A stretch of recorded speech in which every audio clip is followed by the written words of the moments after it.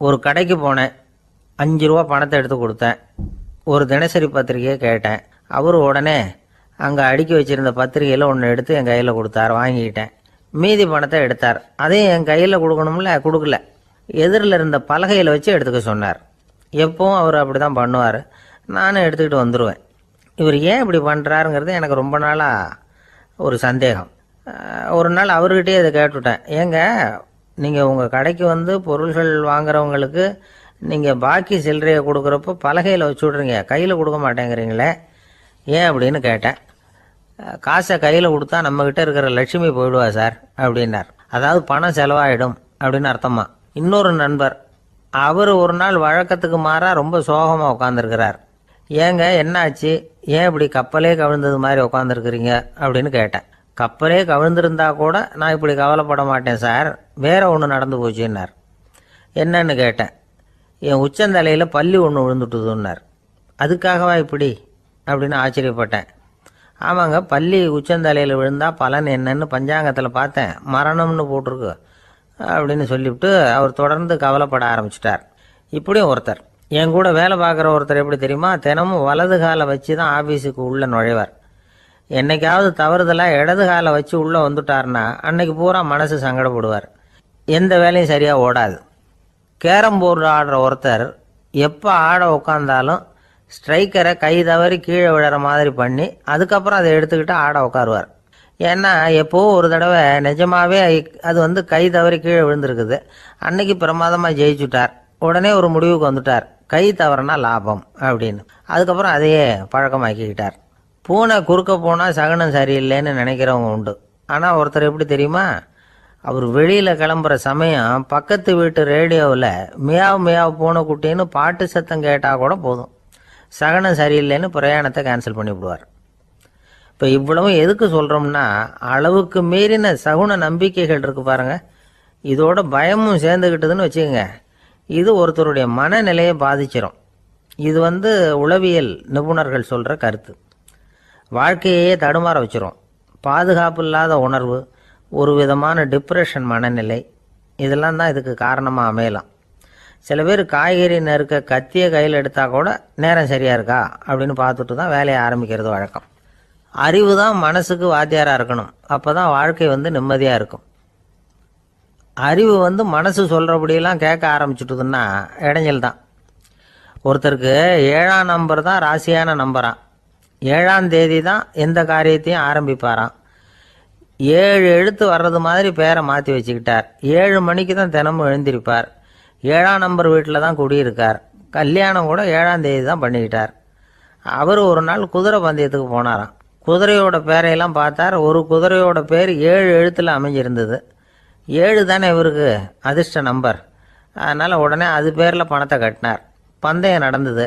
என்ன சார் ஆச்சுன்னு கேட்டாங்க. நான் பணம் கட்டின அந்த என்னோட குதிரை 7ஆவதாக வந்து சேர்ந்தது சார் அப்படின்னாராம் சோகமாக. ஒரு ஆசாமி வேகமாக ஓடிக்கிட்டு இருந்தான். ஏன் இப்படி ஓடுறேன்னு கேட்டார் இன்னொருத்தர். அங்கே ஒரு ஆள் அடிபட்டு கிடக்கிறான், அதை பார்த்தேன், உடனே ஓடுறேன்னா. எங்கேன்னு கேட்டார். ஆஸ்பத்திரிக்குன்னா.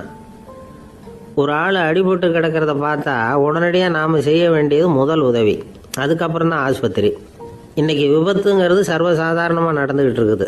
வாகன விபத்து, வெடிகுண்டு விபத்து, தீ விபத்து, கட்டடம் சரியறது, பூகம்பம், இப்படி நிறைய நடக்குது.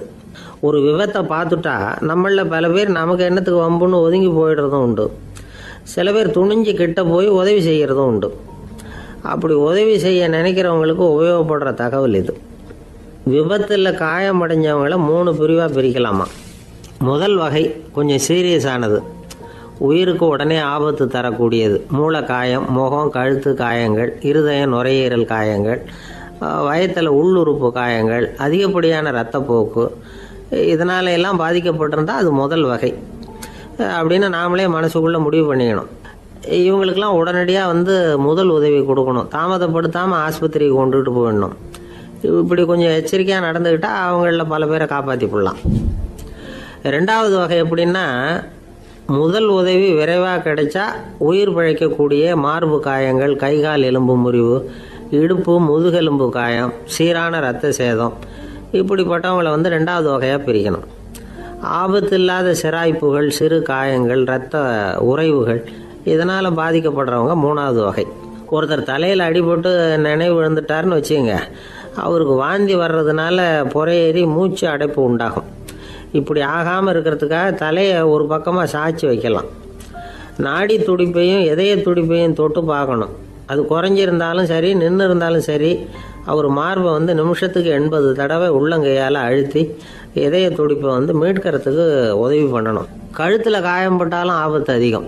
கழுத்துக்கு அடியில் ஒரு துண்டை மடித்து வைக்கலாம். 2 பக்கமும் சின்ன தலையணை அல்லது துணி மடிப்புகளை வச்சு கழுத்தை அதிகமாக அசையாமல் பார்த்துக்கலாம். முதுகெலும்பு முறிஞ்சிருக்குமோ அப்படிங்கிற சந்தேகம் இருந்ததுன்னா அவரை அதிகமாக அசைய விடக்கூடாது. அதிகமாக அசைஞ்சால் தண்டு இடத்துல பாதிப்பு ஏற்பட்டு கை கால் விளங்காமல் போயிடும். அவரை ஒரு கனமான போர்வை இல்லைன்னா பாயில் படுக்க வச்சு 4 பேர் மெதுவாக தூக்கி மருத்துவ உதவிக்கு அனுப்பி வைக்கலாம். கையெலும்பு முறிஞ்சிருந்தால் முறிஞ்ச பாகத்தை உடம்போடு சேர்த்து அசையாமல் கட்டி போடலாம். கால் எலும்பு முறிஞ்சிருந்தால் மற்ற காலோட சேர்த்து கட்டி போடலாம். முறிஞ்ச பாகம் தொங்காமல் பார்த்துக்கணும். அப்போ தான் வீக்கம் உண்டாகாமல் இருக்கும். வெட்டு காயம், குண்டடிப்பட்ட காயம் இதிலெல்லாம் ரத்தப்போக்கு அதிகமாக இருக்கும். ரத்தம் வெளியேற ஆபத்து அதிகம். சுத்தமான துணியை பல மடிப்புகளை மடித்து காயத்தின் மேலே வச்சு அழுத்தமாக ஒரு 10 நிமிஷம் பிடிச்சிக்கணும். ரத்தம் நின்ன உடனே காயத்துக்கு கட்டு போடலாம். சில சமயம் காயம்பட்ட பாகத்தை உயரமாக தூக்கி பிடிச்சிக்கிட்டா தான் ரத்த கசிவு நிற்கும். இந்த விவரங்களையெல்லாம் கொஞ்சம் மனசில் வாங்கி வச்சுக்கிட்டோம்னா சமயத்தில் உதவும். ஏன்னா இந்த காலத்தில் விபத்து எந்த ரூபத்தில் எப்போ வரும்னு யூகிக்கவே முடியல. நண்பர் ஒருத்தர் சொன்னார், நேற்றுக்கு பாருங்கள் சார், என் கண்ணு முன்னாடியே ஒரு சின்ன விபத்து நடந்ததுன்னார். என்னன்னு விசாரித்தோம். ஒரு பஸ்ஸில் வந்துக்கிட்டு இருந்தேன். அந்த பஸ்ஸில் பின்பக்கம் படி ஓரமாக நின்றுக்கிட்டு இருந்த ஒருத்தர் ரோட்டில் விழுந்துட்டார். டிரைவர் அதை கவனிக்கலை, நிறுத்தாமல் அவர் பாட்டுக்கு போகிறாருனார். கண்டக்டர் உடனே விசில் கொடுத்து பஸ்ஸை நிறுத்த வேண்டியது தானே அப்படின்னோம். அதுதான் சார் முடியாமல் போச்சுன்னார் அவர். ஏன்னு கேட்டாங்க. தவறி கீழே விழுந்ததே அந்த கண்டக்டர் தான் சார் அப்படிங்கிறார். இந்த உலகத்தில் உண்மையாகவே வேதாந்தம் பேசுகிறவங்களும் உண்டு. உள்ளுக்குள்ளே வேற மாதிரி இருந்துக்கிட்டு வெளியில் வேதாந்தம் பேசுகிறவங்களும் உண்டு. ஒரு ஆள் இருந்தார். அவரும் ஒரு கடை வச்சு வியாபாரம் பண்ணிக்கிட்டு இருந்தார். மகா கஞ்சன், யாருக்கும் எந்த உதவியும் செய்ய மாட்டார். எச்சில் கையென்ன ஈர கையை கூட உதற மாட்டார். அப்படிப்பட்ட மனுஷன். அந்த ஊருக்கு ஒரு முனிவர் வந்துக்கிட்டு இருந்தார். வருஷத்துக்கு ஒரு தடவை வருவார். 1 நாள் 2 நாள் இருப்பார், அப்புறம் போயிடுவார். அந்த முனிவர் வர்றப்போலாம் இந்த ஆள் எழுந்திரிச்சு ஓடி போய் அவரை வரவேற்பான். ரொம்ப பெரிய வேதாந்தி மாதிரி அவர்கிட்ட பேசிக்கிட்டு இருப்பான். காயமே இது பொய், வெறும் காற்றடைத்த பையும்மா, தர்மம் தலைகாக்கும்மா. பணம் என்ன சார் பணம், இன்னைக்கு ஒருத்தன் கையில் இருக்கும், நாளைக்கு ஒருத்தன் கையில் இருக்கும், எல்லாம் மாயம். எனக்கு தான் இன்னமும் இந்த சம்சார பந்தத்திலிருந்து விடுபடுறதுக்கு நேரம் வரலேம்மா. அந்த முனிவரும் இந்த ஆள் இப்படி சொல்கிறத கேட்ட உடனே, ஏப்பா அப்படி சொல்கிற, இப்போ கூட நீ சரின்னு சொல்லு, உனக்கு தீட்சை கொடுத்து இதிலிருந்து விடுபடுற ஞானத்தை போதிக்கிறேன் பார். உடனே அந்த ஆள் என்ன சொல்லுவான் தெரியுமா? ஐயோ சாமி, இப்போ அது எப்படிங்க முடியும்? பிள்ளைங்கள்லாம் சின்ன சிறுசுங்க, அதுகளுக்கெல்லாம் ஒரு கல்யாணம் காட்சின்னு செஞ்சு கடமையை முடிச்சுட்டா நீங்கள் சொல்கிறபடி செஞ்சு விடலாமா. சரின்னு முனிவர் போயிடுவார். அடுத்த வருஷம் வருவார். இவன் வழக்கம் போல் வேதாந்தம் பேசுவான். சரி தீட்சை கொடுக்குறேன் வா அம்பார். பேரம்பேத்தியை பார்க்கணும், கோர்ட்டில் கேஸ் ஒன்று இருக்குது, அது முடியணும் அப்படின்னு தயங்க ஆரம்பிச்சிருவான். எல்லாம் சொல்லுவான், ஆனால் குடிக்கிறதுக்கு தண்ணி கூட கொடுக்க மாட்டான். ரொம்ப வருஷம் கழித்து மறுபடியும் ஒரு நாள் அந்த ஊருக்கு முனிவர் வந்தார். இவன் கடைக்கும் வந்தார். அப்புறம் அங்கே கல்லாவில் நம்ம ஆள் இல்லை, அவன் புள்ள தான் உட்காந்துருக்கிறான். அப்பாவை போலவே புள்ளையும் எழுந்திரிச்சு ஓடியாந்து முனிவரை வரவேற்றான். அப்பா எங்கன்னு விசாரிச்சார் முனிவர். ஐயோ அதை ஏன் கேட்குறீங்க சாமி, உங்ககிட்ட தீட்சை வாங்கி இந்த சம்சார பந்தத்திலேருந்து விடுதலை பெறணும்னு சொல்லிக்கிட்டே இருப்பார். அது நிறைவேறாமலே போய் சேர்ந்துட்டார். போன மாதம் ஒரு நாள் திடீர்னு நெஞ்சு வலிக்குதுன்னார், அவ்வளோதான் போட்டுன்னு போயிட்டார் அப்படின்னு புலம்புனான் பையன். இதை கேட்டதும் முனிவர் சிரிச்சாரான். அவன் எங்கடா போவான், உன் அப்பா எங்கேயும் போகல, இதோ வாழை ஆட்டிக்கிட்டு உன் காலடியிலே இருந்துக்கிட்டு இருக்கான் பார் அப்படின்னு சொல்லி அங்கே நின்றுக்கிட்டு இருந்த ஒரு நாயை சுட்டி காட்டினாரான். என்ன சாமி சொல்கிறீங்க அப்படின்னு ஆச்சரியமாக கேட்டிருக்கான் பையன். உடனே முனிவர் அந்த நாயோட தலையில் ஒரு தட்டு தட்டி பேசுகிறா அப்படின்னாரான். உடனே அந்த நாய் வேதாந்தம் பேச ஆரம்பிச்சுட்டு தான். காயமே இது போய் வெறும் காற்றடைத்த பை அப்படின்னு தான். முனிவர் சொன்னார், அடே இப்போவும் ஒன்றும் கெட்டு போகல, நீ விரும்புனா சொல்லு, உனக்கு தீட்சை கொடுத்து என் பின்னாடியே அழைச்சிட்டு போயிடுறேன், அங்கே அழைச்சிட்டு போய் உனக்கு ஞானத்தை போதிக்கிறேன், வர்றியா அப்படின்னு கேட்டிருக்கார். உடனே அந்த நாய் சொல்லிச்சான், ஐயோ அதை ஏன் கேட்குறீங்க சாமி, நான் உண்ணாமல் தின்னாமல் ஏராளமான சொத்து சேர்த்து வச்சுட்டேன். என் பிள்ளைங்க அதோட பெருமை தெரியாமல் ராத்திரி நேரம்லாம் கதவை திறந்து போட்டுட்டு தூங்கிடுவாங்க. அதனால் இப்படி நாயாக பிறந்து ராத்திரி பகலாக சுற்றி சுற்றி வந்து காவல் காத்துக்கிட்டு கிடக்கிறேன். இப்போ எப்படி சாமி வர முடியும் அப்படின்னு கேட்டுதான். அறியாமையிலேயே சுகம் கண்டு இப்படி இருக்கிற ஆளுங்களுக்கு எப்படி விடுதலை கிடைக்கும், எப்போ விடுதலை கிடைக்கும் அப்படின்னு கேட்குறார் தசாவதானி திருக்குறள் பேர் ராமையா. அவர் கேட்குறது நியாயம் தானே. இந்த காலத்து பையன் ஒருத்தன் அப்பா கிட்ட சொன்னான், அப்பா இன்னைக்கு நான் 1 ரூபா மிச்சப்படுத்தி விட்டேன் அப்படின்னு. நானும் அப்படியா என்னடா பண்ணேன்னு கேட்டிருக்கார் அப்பா. டவுன் பஸ்ஸில் ஏறாமல் அது பின்னாடியே ஓடியாந்தேன், 1 ரூபா மிச்சம் தானே அப்படின்றான். அட பாவி, ஒரு ஆட்டோ பின்னாடி ஓடியாந்துருந்தா 10 ரூபா மிச்சமாயிருக்குமே, வேஸ்ட் பண்ணிட்டியே அப்படின்னாராம் அந்த அப்பா. ஒரு ஊரில் ஒரு சித்தர் இருந்தார், சூஃபி சித்தர். அவர் ஞானம் பெற்ற ஒரு சித்தர். ஒரு நாள் அந்த நாட்டு மன்னன் அவரை பார்க்கறதுக்காக வந்தான். என்ன வேணும் உனக்குன்னு கேட்டார். நான் கடவுளை பார்க்கணும், அதுக்கு நீங்கள் தான் உதவி பண்ணணும் அப்படின்னா அவன். சித்தர் கொஞ்சம் யோசனை பண்ணார். சரி போயிட்டு நாளைக்கு வாடினார். அதே மாதிரி மன்னன் போயிட்டு அடுத்த நாள் வந்தான். இங்கே நீ என்னோட 1 வாரம் தங்கியிருக்க வேண்டியிருக்கும்னார். சரின்னா ஒரு பிச்சை பாத்திரத்தை தூக்கி கையில் கொடுத்தார். அவனுக்கு ஒன்றும் புரியல, இருந்தாலும் வாங்கிட்டான். வாங்கிட்டு இதை என்ன செய்யணும் அப்படின்னு கேட்டான். இதை ஒன்றும் செய்ய வேணாம், இதை எடுத்துக்கிட்டு பக்கத்தில் உள்ள கிராமங்களுக்கு போ, வீடு வீடாக பிச்சை எடுத்துக்கிட்டு வா. அப்படி வந்த பிறகு தான் உனக்கு சாப்பாடும் ஓய்வும் கிடைக்கும். 1 வாரம் அப்படி செய், அதுக்கப்புறம் 8வது நாள் நாம் கடவுளை பற்றி யோசிக்கலாம் அப்படின்னார். இப்படி இவர் சொன்னதை கேட்டதும் அந்த அரசனுக்கு அதிர்ச்சி ஆயிட்டுது. ஒரு மாதிரி ஆயிட்டான். தன்னுடைய சொந்த நாட்டில் சொந்த குடிமக்கள்கிட்ட போய் பிச்சை எடுக்கிறதா அப்படின்னு யோசனை பண்ணி பார்த்தான். அதுக்கப்புறம் மெதுவாக அவன் அந்த சித்தரை பார்த்தான். ஐயா, சொந்த நாட்டிலேயே பிச்சை எடுக்கிறதுன்னா எனக்கு ஒரு மாதிரியாக இருக்குது, வெக்கமாக இருக்குது. நான் வேணும்னா வெளி தேசத்தில் எங்கேயாவது போய் பிச்சை எடுக்கவா அப்படின்னு கேட்டான். இதுக்கு அந்த சித்தர் ஒரு சம்மதிக்கலை.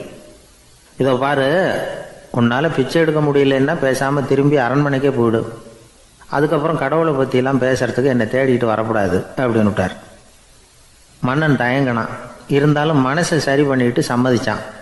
சரிங்க, 1 வாரம் இங்கே தங்குறேன், நீங்கள் சொல்கிறது மாதிரி பக்கத்து கிராமங்களுக்கு போகிறேன், வீடு வீடாக பிச்சை எடுக்கிறேன், வர்றேன் அப்படின்னா.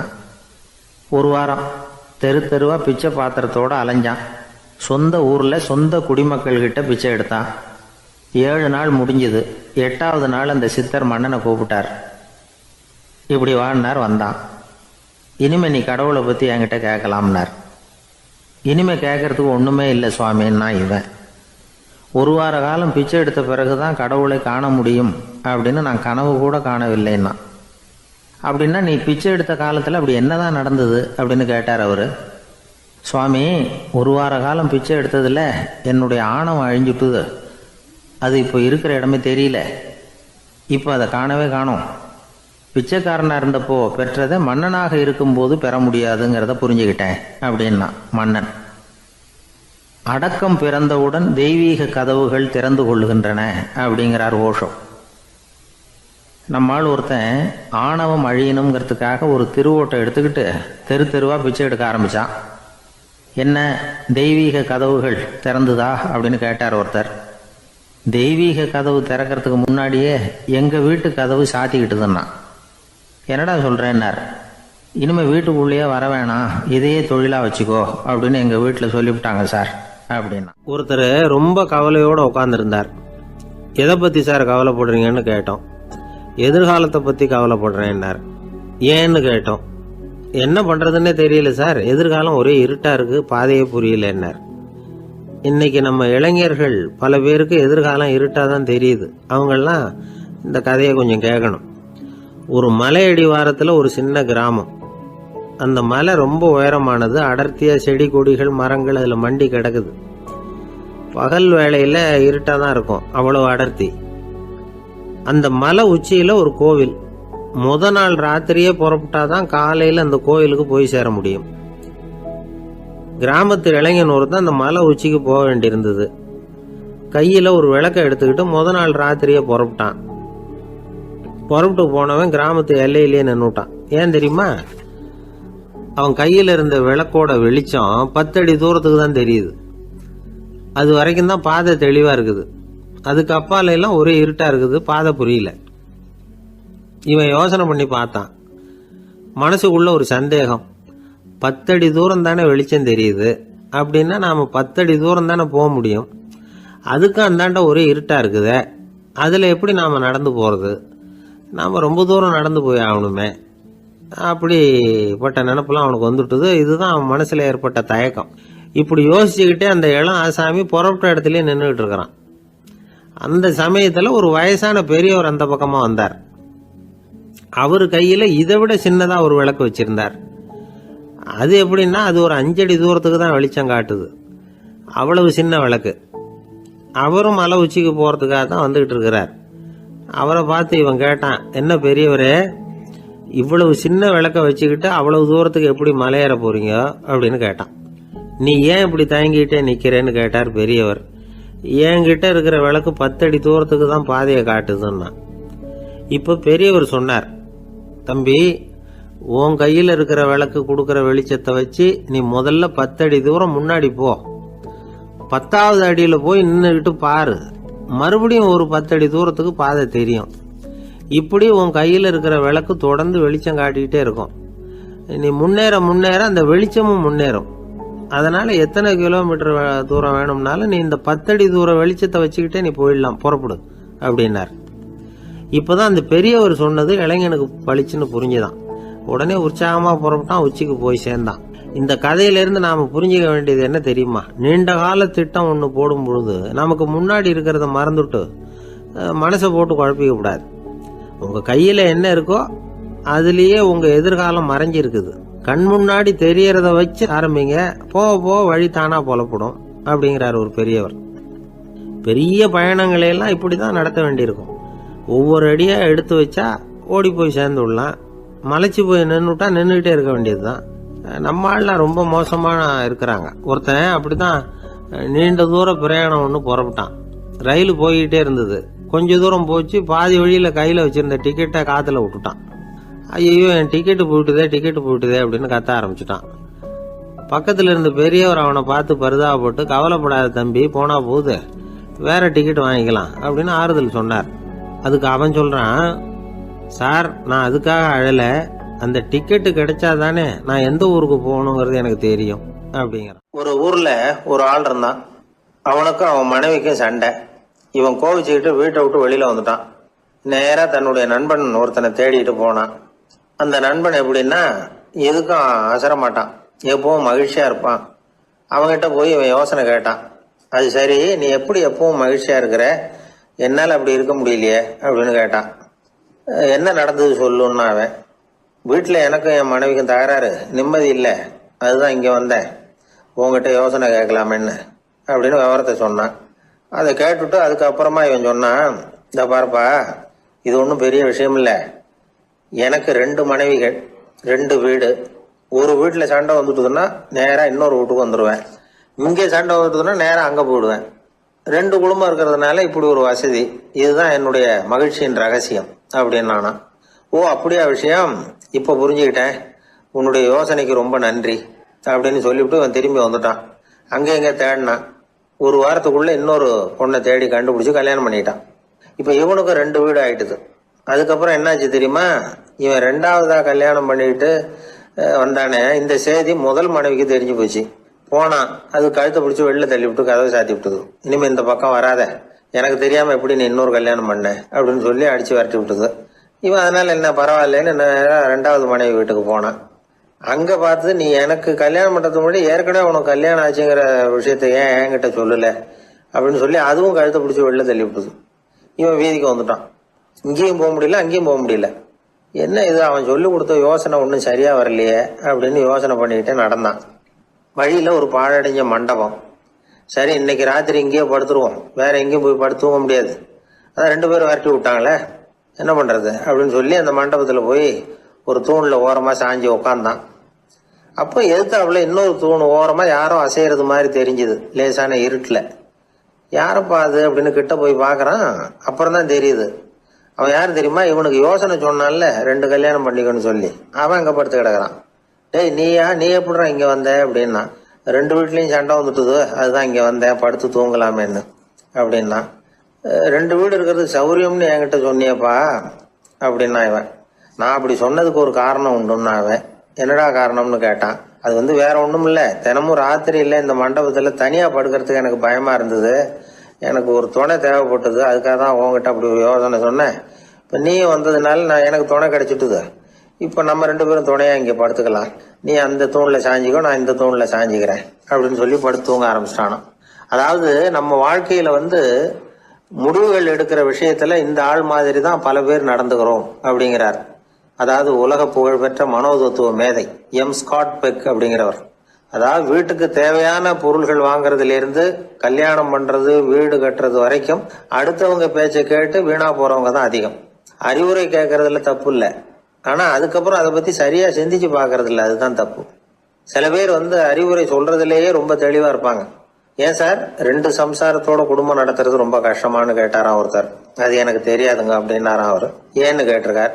ஏன்னா எனக்கு 3 சம்சாரம் அப்படின்னாராம் அவர். ஒரு சாலையில போக்குவரத்து நெரிசல், ஒருத்தர் அடிபட்டு கிடக்கிறார், கூட்டத்துல ஒருத்தர் கத்துறார், உடனே ஆம்புலன்ஸுக்கு போன் பண்ணுங்க அப்படின்னு ஒருத்தர் ஓடி போய் தகவல் கொடுக்கிறார். கொஞ்ச நேரத்துல ஆம்புலன்ஸ் வருது, அடிபட்டவரை கொண்டுட்டு போய் ஆஸ்பத்திரியில சேர்க்குது. அங்க அவசர வைத்தியம், அவர் பொழைச்சிக்கிறார். ஆம்புலன்ஸுங்கிற ஒரு வசதி இல்லைன்னா அவரை அவ்வளவு சீக்கிரத்துல ஆஸ்பத்திரிக்கு கொண்டுட்டு போக முடியுமா? ஆபத்துக்கு உதவுகிற நண்பர் மாதிரி இந்த ஆம்புலன்ஸ். அந்த காலத்துல போர்கள் அதிகம், அதுல அடிபடுறவங்களும் அதிகம். அடிபட்டு கிடக்கிற போர் வீரர்களை அவசரமா மருத்துவர்கிட்ட கொண்டுட்டு போகணும். எப்படி கொண்டுட்டு போறது? ஒரு கனமான துணியை தூளி மாதிரி கட்டுவாங்க. குழந்தைகளை தூங்க வைக்கிறதுக்காக துணியில தொட்டில் கட்டுறோம்ல, அது மாதிரி அந்த தூளியில அடிபட்டவங்களை படுக்க வைப்பாங்க, அப்படியே தூக்கிட்டு போவாங்க. அதுக்கப்புறம் தான் மருத்துவ சிகிச்சை. இதுதான் ஆரம்ப காலத்துல நடந்துகிட்டு இருந்தது. இதுல என்ன ஒரு சிரமம்னா, அவசரமா கொண்டுட்டு போய் சேர்க்க முடியாது, அதனால பாதி வழியிலேயே அவங்க போய் சேர்ந்துருவாங்க பல பேர். சரி, கொஞ்சம் சீக்கிரமா அவங்கள கொண்டுட்டு போறதுக்கு என்ன வழி அப்படின்னு யோசனை பண்ணாங்க. குதிரை மேல ஏத்தி கொண்டுட்டு போனா என்ன அப்படின்னு ஒரு யோசனை. அது மாதிரியே செஞ்சு பார்த்தாங்க. அது இன்னமும் ஆபத்தா போட்டுது.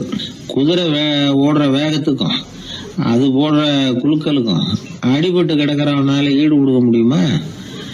அலுங்காம குலுங்காம கொண்டுட்டு போக வேண்டிய விஷயம் இல்லை இது. சரி, குதிரை முதுகுல அவனை கொண்டுட்டு போக வேணாம், குதிரை வண்டியில கொண்டுட்டு போனா என்ன? 4 சக்கரம் உள்ள ஒரு குதிரை வண்டியை தயார் பண்ண வேண்டியது. அதை ஆம்புலன்ஸா உபயோகப்படுத்த ஆரம்பிச்சாங்க. 1487 இது பழக்கத்துக்கு வந்துதான். இது கொஞ்சம் சௌரியமா தெரிஞ்சுது. அதனால 1792 வரைக்கும் இந்த முறைதான் நீடிச்சுதான். ஒரு பிரெஞ்சு மருத்துவர், அவர் பேர் பேரன் டொமினிக். அவர் என்ன பண்ணாருன்னா, குதிரை வண்டியில படுக்கை வசதியை ஏற்படுத்தினார். முதல் உதவி செய்யறதுக்கு தேவையானதையெல்லாம் அதுல வச்சார். எங்கேயாவது ஒருத்தர் காயம் போட்டிருக்காருன்னு தெரிஞ்சதுன்னா அங்கேயே போய் வேண்டிய உதவிகளை பண்ணார். தன்னார்வ தொண்டர்களையும் இந்த பணியில அவர் ஈடுபடுத்தினாராம். 1864 ஜெனீவா ஒப்பந்தம் ஏற்பட்டது இல்லையா, அப்பதான் ஆம்புலன்ஸ் சர்வீஸுக்கு மோட்டார் வாகனங்களையும் பயன்படுத்தலாம் அப்படின்னு முடிவு பண்ணிருக்கிறாங்க. அந்த சமயத்துல இன்னொரு விதமான ஆம்புலன்ஸ் சேவையும் நடந்துதான். அதாவது ராட்சத பலூன்கள் இருக்குல்ல, அதையெல்லாம் ஆம்புலன்ஸா பயன்படுத்தி இருக்கிறாங்க. முதல் தடவையா அமெரிக்காவில் 1930 தான் ஒரு முழுமையான ஆம்புலன்ஸ் வாகனம் நடமாட ஆரம்பிச்சுதான். அதாவது அதுல ஆக்சிஜன் சிலிண்டர் இருக்கும், ட்ரிப்ஸ் மாதிரி அவசர தேவை உபகரணங்கள் இருக்கும், ஒரு மருத்துவர் இருப்பார், ஒரு நர்ஸ் இருப்பாங்க. இப்படிப்பட்ட ஒரு ஆம்புலன்ஸ் வசதி வந்த பிறகுதான் பல உயிர்களை காப்பாற்றக்கூடிய ஒரு நல்ல வாய்ப்பு ஏற்பட்டது. இப்பெல்லாம் இந்த ஆம்புலன்ஸ் சேவை எவ்வளவோ முன்னேற்றம் கண்டிருக்கு. மோட்டார் வாகனம் மட்டும் இல்ல, படகு, ஹெலிகாப்டர், விமானங்கள் இதெல்லாம் கூட இப்ப இந்த பணிக்கு ரொம்ப உபயோகமா இருக்கு. ஆபத்துல இருக்கிற ஒரு மனுஷனை பார்த்துட்டா உடனே அவனை காப்பாத்தணுங்கிற எண்ணம் இன்னொரு மனுஷனுக்கு ஏற்படத்தான் செய்யுது. அதனாலதான் காலம் ஏதோ கொஞ்சம் ஒழுங்கா ஓடிட்டு இருக்குது. அடிபட்டு கிடக்கிற ஒருத்தனை பார்த்த உடனே ஆம்புலன்ஸுக்கு போன் பண்ணத்தான் ஓடுவோம் யாரா இருந்தாலும். ஒரு ஆள் அடிபட்டு விழுந்தான், அதை பார்த்த உடனே ஒருத்தன் அவசரமா ஓடினான். கொஞ்ச நேரத்துல இன்னொருத்தரை கூட்டிட்டு அங்க நிக்கிறான். யாரா அது, உனக்கு தெரிஞ்ச டாக்டரா அப்படின்னு கேட்டிருக்காங்க. இல்லைங்க, அவன் என் கூட பிறந்த தம்பி. ஆக்சிடென்ட்னா எப்படி இருக்கும்னு ரொம்ப நாளா கேட்டுக்கிட்டு இருந்தான், நேர்ல பாக்கணும்னு ஆசைப்பட்டான், அதுக்கு தான் அவசரமா ஓடி போய் அவனை கூட்டிட்டு வந்தேன் அப்படின்னு நானும். ஒரு நீதிமன்றம், அங்க ஒரு கொலை வழக்கு சம்பந்தமா விசாரணை நடந்துகிட்டு இருக்குது. அந்த வழக்கறிஞர் ரொம்ப தீவிரமா வாதாடிக்கிட்டு இருக்கிறார். தன்னுடைய கட்சிக்காரர் நிரபராதிங்கிறது அவருக்கு நல்லா தெரியும். அதனால தான் அவர் சார்பாக வாதாடுறதுக்கே ஒத்துக்கிட்டார். அப்படி அவர் மும்முரமாக வாதாடிக்கிட்டு இருக்கிற சமயத்தில் அவசரமாக தந்தி ஒன்று வந்து சேர்ந்தது. அதை வாங்கி படித்து பார்த்தார். அதுக்கப்புறம் அதை மடித்து தன்னுடைய கோட்டு பையில் வச்சுக்கிட்டு தொடர்ந்து வாதாட ஆரம்பிச்சிட்டார். பேசி முடித்தார். அதுக்கப்புறம் அங்கே கோர்ட்டில் இருந்த சக வக்கீல்கள் அவர்கிட்ட வந்தாங்க. தந்தி ஒன்று வந்ததே, என்ன விஷயம் அப்படின்னு விசாரிச்சாங்களாம். அப்போ அவர் சொல்லியிருக்கிறார், ஊரில் சிகிச்சைக்காக போயிருந்த என்னுடைய மனைவி இறந்து போனதாக தந்தி வந்திருக்குது அப்படின்னாராம். மற்ற வக்கீல்களுக்கு அதிர்ச்சி. என்னங்க இது, மனைவி இறந்ததை விட கேஸு முக்கியமாக உங்களுக்கு அப்படின்னு கேட்டிருக்கிறாங்க. இறந்து போன என் மனைவி மறுபடியும் திரும்பி வர போகிறதில்ல. ஆனால் என்னுடைய கட்சிக்காரர் ஒரு கொலை வழக்கில் மாட்டிக்கிட்டார். அவரும் நிரபராதி. அவர் உசுரை நான் காப்பாற்ற வேணாமா? இதுதான் என்னுடைய கடமை அப்படின்னாராம். இப்படி இவர் சொன்னதும் எல்லாரும் அப்படியே திகைச்சு போய் நின்றுட்டாங்களாம். சரி, கடமைக்கு முக்கியத்துவம் கொடுத்த அந்த வழக்கறிஞர் யார் தெரியுமா? அவர் தான் இரும்பு மனிதர் சர்தார் வல்லபாய் பட்டேல். குஜராத் மாநிலத்தில் 1875 அக்டோபர் 31 அன்றைக்கு ஜாவேரி பாய் அப்படிங்கிறவருக்கு 4வது பிள்ளையா அவர் பிறந்தாராம். இந்த ஜாவேரி பாய் யார் தெரியுமா? ஜான்சி ராணி லட்சுமி பாய் போர் படையில் ஒரு வீரராக பணிபுரிஞ்சவர். இளம் வயசில் வல்லபாய் பட்டேல் ரொம்ப சிரமப்பட்டு படிச்சிருக்கார். விடாமுயற்சி வெற்றியை கொடுத்தது. கல்லூரியிலையும் காலடி வச்சார். அதுக்கப்புறம் வக்கீல் பட்டத்தையும் வாங்கினார். பிரிட்டிஷ் ஆட்சி நடந்துக்கிட்டு இருந்த சமயம் குஜராத்தை சேர்ந்த பர்டோலி தாலுக்காவில் விவசாயிகள் மேலே அரசாங்கம் திடீர்னு நில வரியை வசதி விட்டு தான். ஏழை விவசாயிகள் ரொம்ப கஷ்டப்பட்டுருக்காங்க. அரசாங்கம் வரி செலுத்தாத விவசாயிகளின் நிலங்களையெல்லாம் ஜப்தி செஞ்சுதான். அரசாங்கத்தை எதிர்க்கிறவங்களையெல்லாம் கைது பண்ணி சிறையில் அடைச்சிட்டாங்களாம். சில பேர் வீடு வாசல் ஆடு மாட்டையெல்லாம் விற்று கூட வரி கட்ட வேண்டிய நிலைமைக்கு ஆளாயிட்டாங்க. வழக்கறிஞர் வல்லபாய் பட்டேல் நில வரியை உடனே ரத்து பண்ணணும் அப்படின்னு பம்பாய் கவர்னருக்கு ஒரு கடிதம் எழுதினார். எந்த பலனும் இல்லை. உடனே எல்லா விவசாயிகளையும் அணி திரட்டினார். அதுக்கு தானே தலைமை தாங்கினார். சத்தியாகிரகம் நடத்தினார். அந்த பகுதியில் எந்த வேலையும் நடக்கலை. வேறு வழி இல்லை. ஆட்சியாளர்கள் உடனே வரியை ரத்து பண்ணாங்க. சிறையில் இருந்தவங்களெல்லாம் வெளில விட்டாங்க. 1928 ஆகஸ்ட் 6 சர்க்காருக்கும் விவசாயிகளுக்கும் இடையில் ஒரு உடன்பாடு ஏற்பட்டது. அதுக்கப்புறம் தான் நிலைமை சரியாக போச்சான். வல்லபாய் பட்டேலின் பொது சேவையை பாராட்டின பொதுமக்கள் அவருக்கு சர்தார் அப்படிங்கிற பட்டத்தை கொடுத்தாங்களாம். சர்தார்னா தலைவர் அல்லது தளபதின்னு அர்த்தம். இரும்பு மனிதர்னு இவருக்கு பேர். இருந்தாலும் நகைச்சுவை உணர்வும் இவருக்கு நிறைய உண்டு. ஒரு தடவை ஒரு பத்திரிகை நிருபர் வந்திருக்கார். சர்தார் பட்டேல்கிட்ட அவருக்கு பிடிச்ச பண்பாடு கலாச்சாரம் எது அப்படின்னு கேட்கணும்னு ஆசை. அதனால் அவரை பார்த்து கேட்டாராம், ஏங்க உங்களுக்கு பிடிச்ச கல்ச்சர் எது அப்படின்னு கேட்டிருக்கார். இதுக்கு சர்தார் பட்டேல் சொன்ன பதில் என்ன தெரியுமா? எனக்கு பிடிச்ச கல்ச்சர் அக்ரிகல்ச்சர் அப்படின்னாராம். ஒரே ஒரு ஊர். அந்த ஊருக்கு பேர் கொடையாளிப்பட்டி. அந்த பேருக்கு தகுந்த மாதிரி தான் அந்த ஊர் மக்களும். யார் என்ன கேட்டாலும் இல்லைன்னு சொல்லாமல் கொடுப்பாங்க. கொடையாளிகள் நிறைந்த ஊர். இனாமா மட்டும் இல்லை, கடனாகவும் பணம் கொடுப்பாங்க. யாருக்காவது அவசரமாக பணம் தேவைப்பட்டதுன்னு வச்சுக்கோங்க, அந்த ஊருக்கு போய் வாங்கிக்கலாம். பத்திரம் தேவையில்லை, சாட்சி தேவையில்லை, ஜாமீன் தேவையில்லை, எந்த உத்தரவாதமும் கேட்காம பணம் கொடுத்துருவாங்க. நம்மளால் ஒருத்தனுக்கு பணம் தேவைப்பட்டது. சொந்த பந்தமெல்லாம் கேட்டு பார்த்தா யாரும் கொடுக்குற வழியாக தெரியல. எல்லாரும் அவங்கவுங்க சௌரியத்தை பார்க்குறவங்க, அடுத்தவங்க சௌரியத்தை பற்றி கவலைப்படாதவங்க. இவன் எல்லாரையும் கேட்டு பார்த்துட்டு சோர்ந்து போய் உக்காந்துட்டான். அந்த நேரம் தான் கொடையாளிப்பட்டியை பற்றி கேள்விப்பட்டான். அப்படி ஒரு ஊர் இருக்கிறது தெரிஞ்சதும் அந்த ஊருக்கு வழி கேட்டுக்கிட்டு ஒரு நாள் புறப்பட்டு போனான். வயல்காட்டு வழியாக போக வேண்டியிருந்தது. மெதுவாக நடந்து ஊர் எல்லைக்கு வந்துட்டான். 2 பக்கமும் விவசாய வேலைகள் மும்முரமாக நடந்துக்கிட்டு இருக்குது. ஏர் உழுதுகிட்டு இருக்கிறாங்க. அப்போ அங்கே ஒரு ஆளை பாம்பு கடிச்சுட்டுது. பக்கத்தில் வேலை செஞ்சுக்கிட்டு இருந்தவங்க ஓடி வந்தாங்க. அவசரமாக செய்ய வேண்டிய முதல் உதவியெல்லாம் செஞ்சு பார்த்தாங்க. பலன் இல்லை. அந்த ஆள் செத்து போட்டான். அவன் செத்து விட்டான்னு தெரிஞ்சதும் அவனை தூக்கி வரப்பு மேலே போட்டுட்டு எல்லாரும் அவங்கவுங்க வேலையை கவனிக்க ஆரம்பிச்சிட்டாங்க. அங்கே ஒரு ஆள் இவனை பார்த்து சொன்னான், ஐயா, நீங்கள் போகிற வழியில் இவன் சொந்தக்காரன் இவனுக்கு சோறு கொண்டுகிட்டு வருவான். இவன் இங்கே செத்து விட்டான்னு அவங்ககிட்ட சொல்லிவிடுங்க அப்படின்னா. இவனுக்கு ரொம்ப ஆச்சரியம்.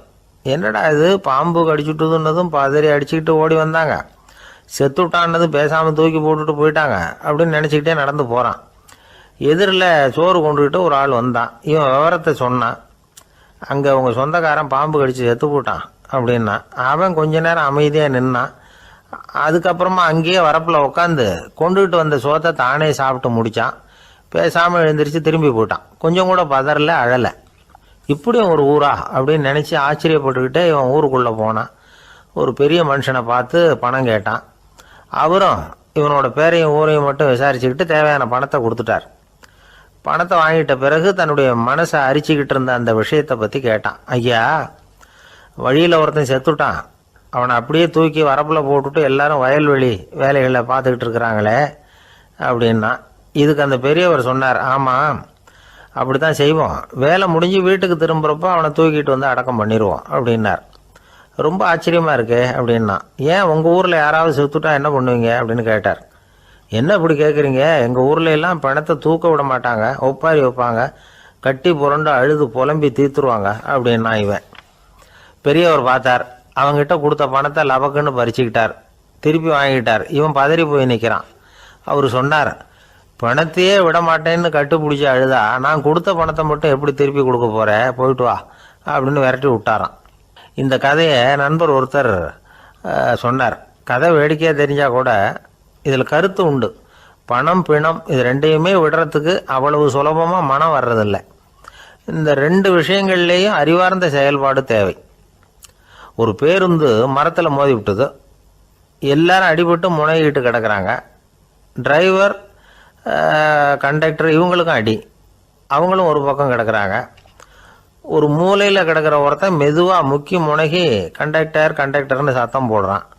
கண்டக்டர் மெதுவாக நகர்ந்து அவங்ககிட்ட போய் என்னன்னு விசாரிக்கிறார். அவன் ரொம்ப சிரமப்பட்டு வாயை திறந்து ஒரு 15 காசு சில்லற பாக்கி அப்படின்னான். ஒரே ஒரு ஊரில் ஒரு ராஜா இருந்தார். அவர் பேரில் மக்களுக்கு ரொம்ப மரியாதை. அவ்வளவு நல்லா ஆட்சி புரிஞ்சுக்கிட்டு வந்தார். அவருக்கு வயசாயிட்டுது.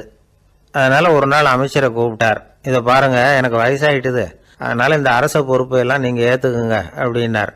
அதுக்கப்புறம் ராணியை கூப்பிட்டார். வா, நாம் இனிமேல் இங்கே இருக்க வேணாம், காட்டுக்கு போய் தவம் பண்ணலாம் அப்படின்னு கூப்பிட்டார். இந்த செய்தி மக்களுக்கு அறிவிக்கப்பட்டது. மக்கள் உடனே கூட்டம் கூட்டமாக அரண்மனைக்கு வர ஆரம்பிச்சுட்டாங்க. மன்னரை போய் பார்க்குறாங்க. அரசே, தாங்கள் எங்களுக்கு தந்தை மாதிரி, நீங்கள் காட்டுக்கு போயிட்டா நாங்கள்லாம் இங்கே எப்படி இருக்க முடியும்? எங்களுக்கெல்லாம் எந்த துன்பமும் இல்லாமல் பார்த்துக்கிட்டு வர்றீங்க. இது மாதிரியான ஒரு அரசாட்சி இல்லைன்னா மக்கள் வாழ்ந்து என்ன பயன் அப்படின்னாங்க. இருந்தாலும் என்ன பண்ணுறது, வயசாயிட்ட காரணத்தினால இந்த முடிவுக்கு வர வேண்டியிருக்குது அப்படின்னாரா ராஜா. அப்படின்னா நீங்கள் காட்டுக்கு போக வேணாம், நாங்கள் போகிறோம். நாங்கள் அங்கே போய் தவம் பண்ணுறோம், வழிபாடு பண்ணுறோம். கடவுள் வருவார், அவர்கிட்ட வரம் வாங்கிட்டு வந்துடுறோம் அப்படின்னாங்களாம். அப்படி சொல்லிவிட்டு உடனே எல்லாரும் காட்டுக்கு போனாங்க. நாட்டு மக்கள் எல்லாரும் ஒட்டு மொத்தமாக காட்டில் உட்காந்துக்கிட்டு தவம் பண்ணுறதை பார்த்தார் கடவுள். உடனே புறப்பட்டு வந்தார். எல்லாரும் இப்படி உட்காந்துருக்கிறீங்களே, என்ன வேணும் உங்களுக்கு அப்படின்னு கேட்டார். உடனே மக்கள் எல்லாரும் ஒரு குரலில் சொன்னாங்க, சுவாமி, எங்கள் மன்னன் ரொம்ப நாளைக்கு நல்லபடியாக இருக்கணும். அவர் மகிழ்ச்சியாகவும் உடல் நலத்தோடும் இருந்தாதான் நாங்கள் அமைதியாக வாழ முடியும் அப்படின்னாங்க. சரி, அதுக்கு என்ன செய்யணும் அப்படின்னார் ஆண்டவன். எங்கள் மன்னருக்கு இன்னும் ஒரு 100 வருஷம் ஆயுளை கொடுங்க அப்படின்னாங்க. அவ்வளவு தானே, சரி அப்படியே ஆகட்டும் அப்படின்னு சொல்லிவிட்டு ஆண்டவன் போயிட்டார். மக்கள் மகிழ்ச்சியோடு திரும்பி வந்தாங்க. மன்னா, கடவுள் வரம் கொடுத்துட்டார், நீங்கள் 100 வருஷம் வாழ போகிறீங்க அப்படின்னாங்க. இதை கேட்டதும் ராணி ராஜாவை வணங்கி, நான் தவம் செய்ய போகிறேன் அப்படின்னு புறப்பட்டாங்க. உடனே மக்கள் என்ன நினச்சாங்க தெரியுமா? ஐயோ, நாம் ராஜாவுக்கு மட்டும்தானே நீண்ட ஆயுள் வேணும்னு வரம் வாங்கினோம், ராணிக்கு வாங்கலையே, அதுதான் கோபத்தில் புறப்பட்டாங்க போல இருக்கு அப்படின்னு நினச்சி வருத்தப்பட்டாங்க. ஆனால் ராணி நினச்சது அது இல்லை. ராணி போய் தவம் பண்ணாங்க, கடவுள் காட்சி கொடுத்தார். இவங்க கேட்குறாங்க, சுவாமி, ராஜாவுக்கு மட்டும் 100 வருஷம் ஆயுள்னு வரம் கொடுத்துட்டீங்க, அப்படின்னா குடிமக்களும் 100 வருஷம் இருக்கணும். இப்படிப்பட்ட குடிமக்கள் இல்லைன்னா அப்படிப்பட்ட அரசன் இருந்து என்ன பிரயோஜனம் அப்படின்னாங்களாம். ஆண்டவன் பார்த்தார், சரி அவங்களும் 100 வருஷம் வாழ்வாங்க, அது மட்டும் இல்லை, நீயும் 100 ஆண்டு காலம் வாழ வரமளிக்கிறேன் அப்படின்னு சொல்லிவிட்டு மறைஞ்சிட்டார். இதில் ஆண்டவன் வர்றதும் மறையிறதும் முக்கியம் இல்லை. இதில் கவனிக்க வேண்டியது ஆள்கிறவனின் விசால மனம், குடிமக்களின் விசால மனம், ஆள்கிறவன் மனைவியினுடைய விசால மனம். இப்படி ஒரு நாடு இருந்துட்டுதுன்னா எப்படி இருக்கும் வாழ்க்கை நினச்சி பாருங்க. அதனால தான் பெரியவங்கள்லாம் சொல்கிறாங்க, இதய வாசல் திறந்தே இருக்கணும், இதயத்தின் கதவுகளை மூடாதீங்க அப்படின்னு சொல்லுவாங்க. என்கிட்ட ஒருத்தர் சொன்னார், என்னுடைய இதய வாசல் எப்பவும் திறந்தே தான் இருக்குதுன்னார். எதனால் அப்படி சொல்கிறீங்க அப்படின்னு கேட்டோம். டாக்டரே சொல்லிவிட்டார், என்னுடைய இதயத்தில் ஒரு ஓட்டை இருக்குது அப்படின்னு, வால்வு சரியில்லையா அப்படிங்கிறார். ஒரு ஊரில் ஒரு ராஜா இருந்தார்.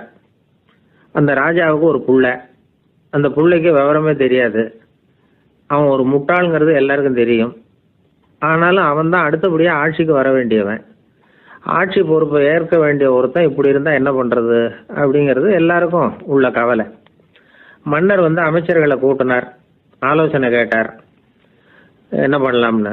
இவனை இன்னொரு நாட்டு பல்கலைக்கழகத்துக்கு அனுப்பி பார்க்கலாம், அங்கே போய் படிச்சுட்டு வரட்டும், நிறைய படிச்சுட்டு நல்ல ஞானத்தோடு திரும்பி வரட்டும், அதுக்கப்புறம் பார்த்துக்கலாம் அப்படிங்கிறது அவங்க சொன்ன ஆலோசனை. மன்னருக்கும் அது சரின்னு தோணுச்சு.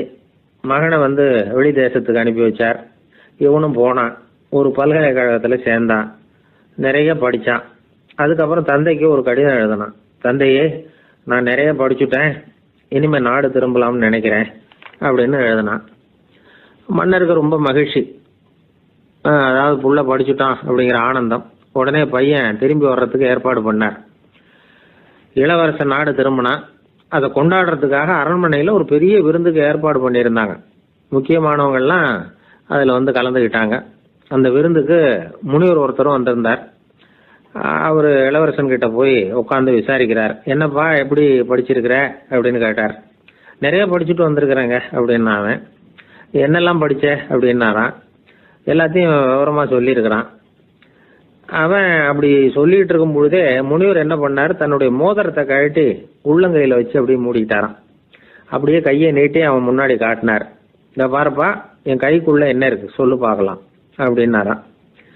இளவரசன் ஒரு கணம் யோசிச்சான். அதுக்கப்புறம் உங்கள் கைக்குள்ள இருக்கிறது வட்டமான ஒரு பொருள், நடுவில் ஒரு துளை இருக்கும் அப்படின்னானா. முனிவர் திகைச்சு போட்டார். பையன் பெரிய அறிவாளி ஆகிட்டான் போல இருக்க அப்படின்னு நினச்சிட்டார். அதுக்கப்புறம் கேட்டார், சரி, என் கையில் இருக்கிறது வட்டமான பொருள், நடுவில் துளை இருக்குங்கிறத சொல்லிவிட்டேன், அதோட பேர் என்ன, அதை சொல்லு அப்படின்னாராம். இளவரசன் கொஞ்சம் யோசனை பண்ணியிருக்கான். அப்புறம் சொன்னானா, முனிவரே, நான் படித்த விஞ்ஞானம் உங்களுக்கு பதில் சொல்கிறதுக்கு உதவலை, இருந்தாலும் பதில் சொல்கிறேன், அது ஒரு வண்டி சக்கரம் அப்படின்னானா. இப்போதான் முனிவர் யோசிச்சாராம். அவருக்கு புரிஞ்சுதான், அதாவது முட்டாளை படிக்க வைக்கலாம், ஆனால் சிந்திக்க வைக்க முடியாது அப்படிங்கிறத அவர் புரிஞ்சுக்கிட்டாராம். தகவல் அறிவு ஞானமாகாது அப்படிங்கிறார் ஓஷோ. ஏன்னா தகவல்கள் மாறுதலை ஏற்படுத்துறது இல்லை, ஆனால் ஞானம்ங்கிறது மாறுதலால் உண்டாகக்கூடிய ஒன்று. அதுதான் ரெண்டுக்கும் உள்ள வித்தியாசம். மனம் சரியான வழிக்கு வரணும், அதுக்கப்புறம் படிக்கிற கல்வி தான் உண்மையான கல்வி. சரி, மனம் சரியா வர்றதுக்கு என்ன வழி அப்படின்னு கேட்டால், மனிதன் முழு மாறுதலுக்கான வழிமுறை தியானம் தான் அப்படிங்கிறார் அவர். அதனால தான் நிறைய படிச்சிருக்கேன்னு சொல்கிறவன் எல்லாம் ஞானம் உள்ளவன் நினச்சிடக்கூடாது. ஒருத்தர் இன்னொரு பெரிய மனிதரை அழைச்சிட்டு அறிமுகப்படுத்தினாராம். சார் நிறைய படிச்சிருக்கார், 3 MA வாங்கியிருக்கார், ஆனால் ஒரு விஷயம், அப்பப்போ கொஞ்சம் திருடுவார், அவ்வளவுதான், மற்றபடி அவர் ஒரு பெரிய அறிவாளி தான் அப்படின்னாராம். ஒரு ஆள் இருந்தார், விலங்குகள் பேரில் அவருக்கு ரொம்பவும் பிரியம். அதனால தன்னுடைய வீட்டில் ஒரு நாயை வளர்த்தார். அதே மாதிரி கழுதையையும் வளர்த்தார். அந்த கழுதை அவர் வீட்டு கொல்லை பக்கத்தில் நின்றுகிட்டு இருக்கும். ஏதாவது பொதி சுமக்கிற வேலை இருந்ததுன்னா அதை கவனிச்சுக்கும். அந்த நாய் வீட்டுக்குள்ளே இருக்கும். நாய்க்கு அந்த வீட்டில் ராஜ உபசாரம் தான். அதுக்கு அந்த வீட்டில் ஏகப்பட்ட மரியாதை. குளிக்கிறதுக்கு தனியாக சோப்பு, 2 வேளையும் பால், பிஸ்கட்டு, மத்தியானம் சாப்பாடு. அதுக்கு ஏதாவது உடம்பு சரியில்லைன்னா உடனே ஆஸ்பத்திரி வைத்தியம். ரொம்ப கொடுத்து வச்ச நாய். அந்த வீட்டு தலைவர் வெளியில் அப்படியே நடைப்பயிற்சி போனால் கூடவே இதுவும் போகும். அவர் மட்டும் தனியாக எங்கேயாவது வெளியில் போயிட்டு வந்தால் வீட்டுக்கு வந்த உடனே அந்த நாய் அவர்கிட்ட ஓடி வரும்.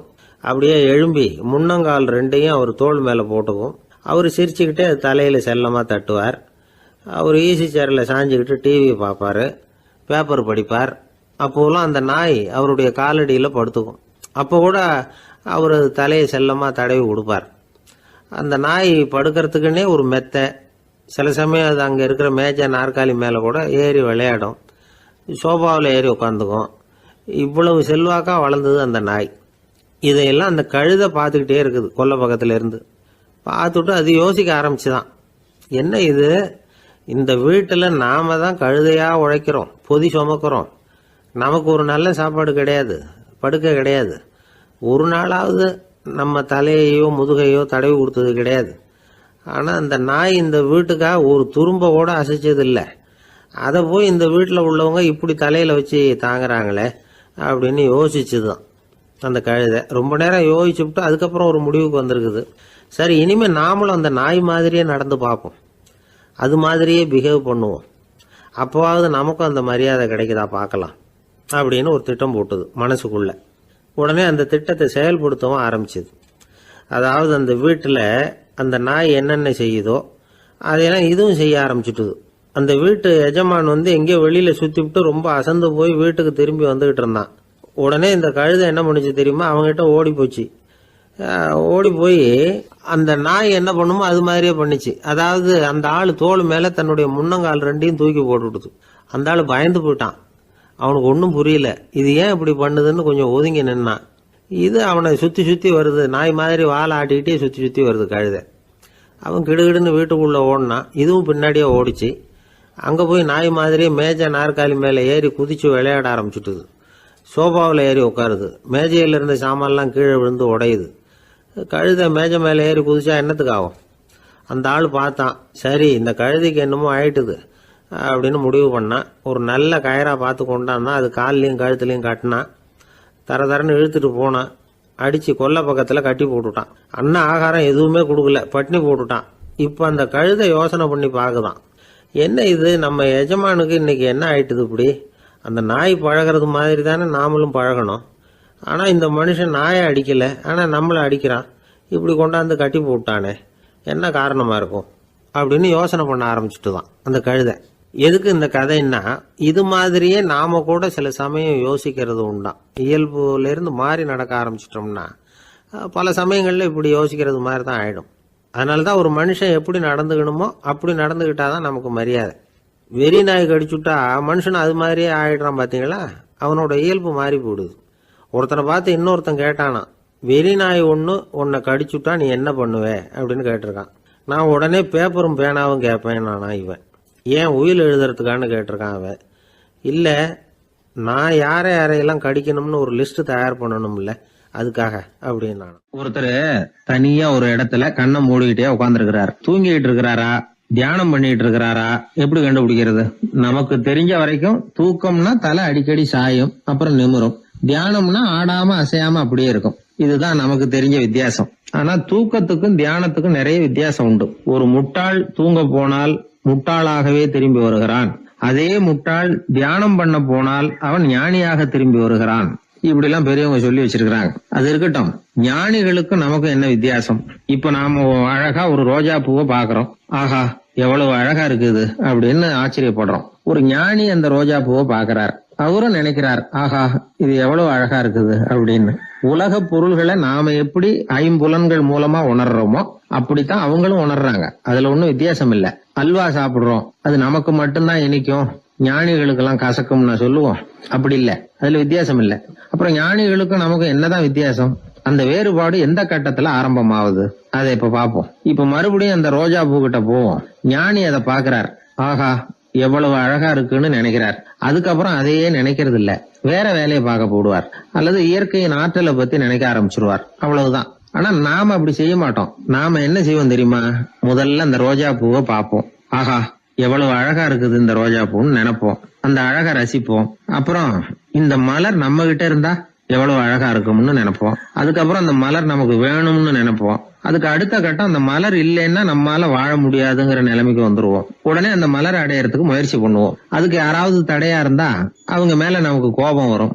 அந்த கோபத்தின் காரணமா நம்ம விவேக புத்தியை இழந்துருவோம். யாருகிட்ட எப்படி நடந்துக்கணுங்கிறத மறந்துடுவோம். அதன் காரணமா ஞாபக மறதி ஏற்படும். அதாவது முன்பு விவேக புத்தி மழுங்கி இருந்ததுன்னா அது இப்ப அடியோட இல்லைங்கிற நிலைமை வந்துடும். அதன் காரணமா நம்ம புத்தியை இழந்துருவோம், கடைசியில அழிவோம். இந்த நிலைமை நமக்கு வந்துடக்கூடாதுன்னா அதுக்கு என்ன செய்யணும்? நமக்கு கெடுதல் செய்யக்கூடிய ஆசைகளை ஆரம்பத்திலேயே கிள்ளி எறிஞ்சிடணும். ஒரு விஷயம் என்ன தெரியுமா? எந்த ஆசைக்குமே முதல்ல வலு கிடையாது. அதை பத்தி நாம நினைக்கதான் அதுக்கு வலு உண்டாகுது. இளம் தளிரா இருந்தது இப்ப பெரிய மரமா ஆயிடுது. ஞானிகள் இந்த அளவுக்கு அதை வளர விடுறது இல்ல. அதுதான் நமக்கும் அவங்களுக்கும் உள்ள வித்தியாசம். ஒரு இளைஞன் கையில ஒரு குச்சியை வச்சுக்கிட்டு நடந்து போயிட்டு இருக்கிறான். இன்னொரு வயசானவர் கையில ஒரு குச்சியை வச்சுக்கிட்டு நடந்து போறார். அது அவருக்கு ஊன்றுகோல். அது இல்லைன்னா அவரால் நடக்க முடியாது. அது தவறி கீழே விழுந்தா அவரும் விழுந்துருவார். ஆனா அந்த இளைஞன் அப்படி இல்ல. அவனுடைய கைத்தடியை யாராவது எடுத்துட்டு போனா கூட அவன் கவலைப்பட மாட்டான். அவன் அந்த கைத்தடியை பயன்படுத்துறது மாதிரி தான் ஞானிகள் உலக பொருள்களை பயன்படுத்துறாங்க. ஆனா நம்ம மாதிரி சாதாரண ஆளுங்க அந்த வயசானவர் கைத்தடியை பயன்படுத்தினது மாதிரி உலக பொருள்களை பயன்படுத்துறோம். இதுதான் ஞானிகளுக்கும் நமக்கும் உள்ள வித்தியாசம். ஞானிங்கிறவர் பொருள்களை துறக்க மாட்டார், அதுகள் பேர்ல உள்ள பற்றுதலை தான் துறப்பார். எனக்கு தெரிஞ்ச ஞானி ஒருத்தர் இருக்கிறார். அவர் சொன்னார், 1988 ஜூன் மாதம் 1 தேதியை என்னால மறக்க முடியாதுன்னார். ஏன்னு கேட்டேன். அதுதான் எனக்கு ஞானம் வந்த நாள்னார். அப்படியா? ஆமா, அன்னைக்குதான் எனக்கு கல்யாணம் ஆச்சு, என் மனைவி பேரு ஞானம் அப்படின்னார். அதனால ஞானம் ஒவ்வொருத்தருக்கும் ஒவ்வொரு மாதிரி வரும். அதனால நாம ஞானிகளுடைய வாழ்க்கையை பார்த்து அவர்களை நெருங்க முடியுமான்னு பார்க்கணும். அந்த முயற்சி நமக்கு தேவை. அந்த வகையில நம்ம வாழ்க்கையை அமைத்து கொண்டால் வாழ்க்கையில படிப்படியா முன்னேறலாம், படிப்படியா வாழ்க்கையை அனுபவிக்க முடியும். ஒரு ஊர்ல ஒரு குரு இருந்தார். ஒரு நாள் அவரை தேடிட்டு ஒருத்தன் வந்தான். உனக்கு என்ன வேணும்னு கேட்டார் குரு.